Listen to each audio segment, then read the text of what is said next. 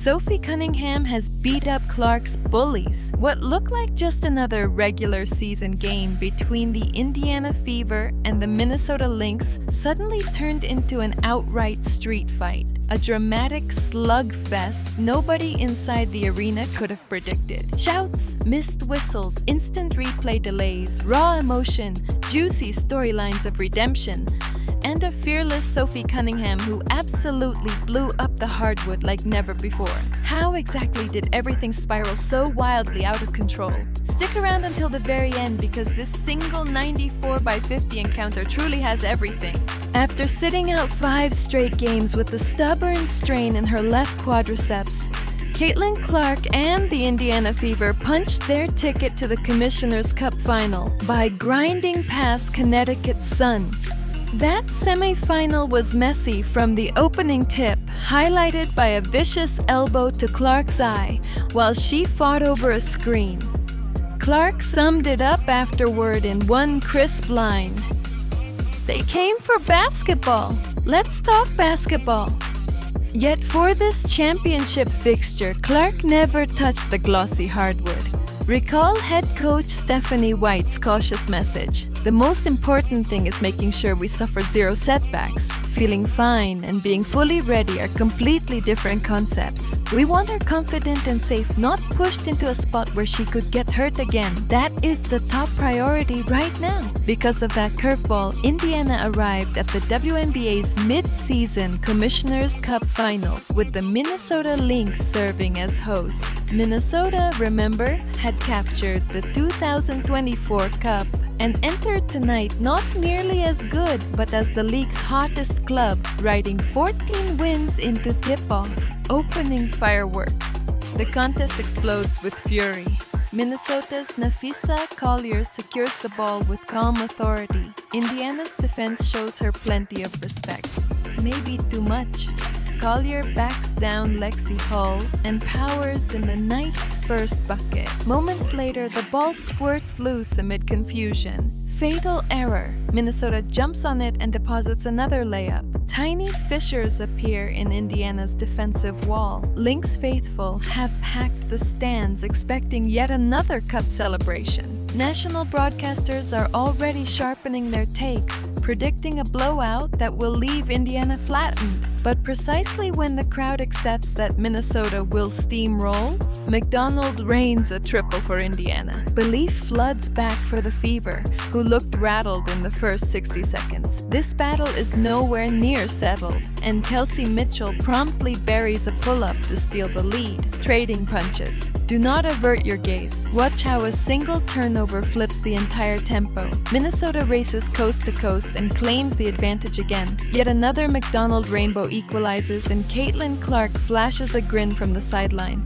loving the ball movement she is witnessing. Indiana refuses to stop there. Mitchell and company stretch the cushion thanks to Kelsey's fearless drives and free throws. Head coach Stephanie White had praised Minnesota earlier in the week. They look pretty much spotless. I'm not sure different is the right word, but they are certainly more connected. Their discipline in coverage, the synchronicity within their half-court sets, the way they cut and move the ball, makes guarding them feel like chasing a dance. We must stay disruptive and yank them out of that waltz. Indiana's players, however, seem to misplace that briefing at opening tip, and tempers ignite on a questionable foul. A clearly blown call rattles everyone. White challenges, replay overturns that whistle, yet the officials promptly miss the very next hack down low. Minnesota, sensing blood, strings together another driving layup and a dagger corner 3. Turnovers pile up and Indiana answers with bruising physicality. Natasha Howard hoists a baseline jumper, and it rattles out by the width of a dime. The Lynx resemble a well-oiled machine, sprinting the length of the court and finishing untouched. Minnesota looks to be in total, ruthless control. So far, the Lynx appear destined to walk away with a comfortable victory, and head coach Cheryl Reeve pumps her fist beside the bench. Fever, searching for rhythm. Indiana looks rudderless without Caitlin orchestrating. They cannot decipher Minnesota's switching scheme. and the offensive pace crawls. Instead of whipping passes around to stretch the shell, they settle for forced jumpers, ignoring open teammates, including a wide-eyed Sophie Cunningham, who has clearly digested White's blueprint. With White in her debut season, forging chemistry and defined roles still takes time, and that reality screamed throughout the sloppy first quarter. If you are enjoying this breakdown, smash the like button and subscribe so you never miss the freshest hoops content. Cunningham camps smartly in the weak side corner, clapping for the rock, yet Aaliyah Boston overlooks her and clangs a mid-range fadeaway. Boston's miss fuels another Minnesota run, but Sophie keeps relocating, signaling that her moment to ignite the comeback is drawing dangerously, thrillingly, impossibly close now. While Nafisa Collier scores again, Sophie repositions herself on the wing, yet unfortunately nothing comes of it. Sophie Cunningham starts moving and spacing correctly. Maybe that is what Indiana needed to flip the entire rhythm. Without Caitlin, they looked lost and disoriented. A new fever battle to claw back begins. Sophie's repeated efforts prove crucial. Her persistence sparks an invisible but effective shift. Natasha fights in the paint, banging against two defenders. She drains both free throws. Cheryl Reeves' face says it all. Worried. Natasha stops playing hero ball and hits McDonald with a pass. McDonald catches and scores. Indiana finally understands their current approach is not working. Facing the Lynx was a full-blown test. Words Aaliyah later confirmed. We knew we had to come in here. They're a great team, she said about Minnesota. We had to contain them and keep playing our game. Minnesota appears to seize momentum with a jumper, but misses. Aaliyah, meanwhile, converts for Indiana. Sophie tries to slow Nafisa Collier, but Collier replies with brute force. Several officiating lapses follow, yet that does not stop the Fever from fighting through turnovers. Sophie snags the ball and nails a jumper so pure it rattles Minnesota nerves. Coach Reeve freezes in shock, hating what she just witnessed as tension spikes. Indiana Fever start clawing back. They have the Lynx exactly where they want them. Natasha Howard pulls up, nothing but net. Aaliyah Boston scores too. Then Lexi Hull reappears with another deadly splash. Minnesota's scheme begins cracking along with its defense. Star Nafisa is nearing her limit, feeling every ounce of pressure to rescue her team in the final quarter. Seconds slip away while fans scream non-stop. Could their squad actually lose at home? The Lynx offense now runs almost exclusively through Nafisa.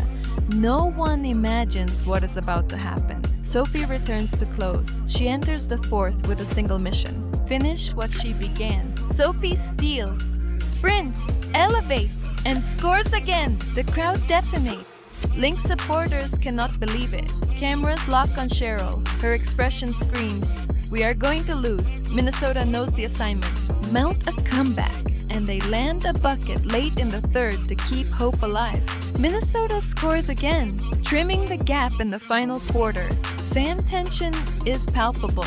Sophie Cunningham grabs the rebound, races ahead, leaves Nafisa behind, and converts an incredible lay-in. Sophie tries another drive but is hurled to the floor by Lynx number 21. Officials swallow their whistles, a detail Stephanie White had flagged earlier. The officiating must improve. Tension skyrockets and the arena cannot fathom it. Minnesota Lynx have fallen. Sophie steps to the stripe and sinks the free throw with flawless form. Watch closely as Sophie secures the ball, then whips it to a wide-open Lexi Hull. Triple good. Sophie Cunningham helped achieve what once looked impossible, dishing and dominating the last frame, handing Indiana Fever the 2025 WNBA Commissioner's Cup. Indiana's resolve rose when everything seemed lost. Even with Caitlin Clark absent, the Fever reconnected mid-game, working together to seize a resounding 74-59 win, silencing Minnesota in their own building. Remember, the surge did not appear from nowhere. Sophie barked directions, clapped, and kept teammates believing while the scoreboard looked grim. Her energy, plus Natasha's muscle inside and Hull's fearless range, formed a spark nobody predicted. Stat sheets confirm it. Over the final 11 minutes, Indiana outscored Minnesota 27-9, forced 5 turnovers, and held Collier to 1 basket. That swing will echo in Fever lore, rewriting their season narrative. For Minnesota, the lesson is cruel. Control matters more than early leads. Cunningham closed the door with 15 points, 6 boards, 4 steals, 3 assists, and a plus 22 in 21 minutes. Closer numbers. Social feeds exploded. Clips of her steal and score lit up X, fans dubbing her Cup Killer Sophie. She shrugged praise, saying afterward, "We trusted the plan, kept punching, the door finally opened." Door opened, trophy captured. Lynx fans silent. With Clark healing and belief rising, Indiana looks daunting for rivals. If you enjoyed, smash the like button and subscribe so you never miss the next video and all things WNBA. See you in the next upload.